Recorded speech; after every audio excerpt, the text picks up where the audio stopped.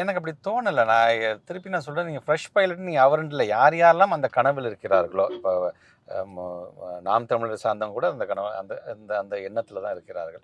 So யார் யாரெல்லாம் அந்த எண்ணத்தில் இருக்கிறார்களோ அவங்கள தான் நான் மீன் பண்ணி சொன்னது தனிப்பட்ட முறையில் சொல்ல. ஆனால் நீங்களே சொல்கிறீங்க 75 ஆண்டு கால ஒரு இயக்கம் அது. எங்களுடைய இயக்கத்தை பொறுத்த வரைக்கும் எங்களை பதஷ்டப்படுத்துறது, எங்களை இலக்காக வச்சு தான் எல்லாருமே ஒரு இதாக பேசுகிறாங்க.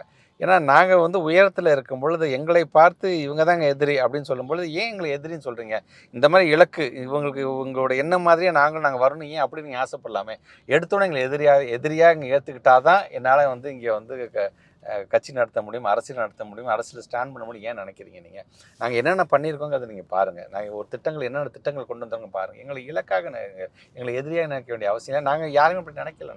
எங்களுக்கு கண்ணுக்கு தெரிஞ்ச வரைக்கும் எதிரியே இல்லைன்னு சொல்கிற கூட்டமே நாங்கள் கிடையாது. தமிழ்நாட்டு முதலமைச்சர் சொல்கிற மாதிரி நாங்கள் என்றைக்குமே ஒரு அகம்பாவத்தோடு பேசக்கூடிய ஆளே நான் கிடையாது என்று சொல்கிறார் தமிழ்நாட்டு முதலமைச்சர். எல்லோருக்கும் எல்லாம் என்று சொல்லக்கூடிய முதலமைச்சர் பேர். அப்படி இருக்கும்போது நாங்கள் கொண்டு வருகிற திட்டத்தை எங்களை பாராட்டுங்க. அதை விட்டு எடுத்தோடனே இவர் தான் எதிரின்னு சொல்லிட்டு வரும்பொழுது அதுக்கான காரணத்தை நீங்கள் முறையாக சொல்லுகிறீர்களா என்று சொன்னால் பார்த்தா அதுவும் நீங்கள் சொல்லாமல் இருக்கிறது தான் என்னுடைய வருத்தமாக. Yasko, Shirts, trousers, dhotis.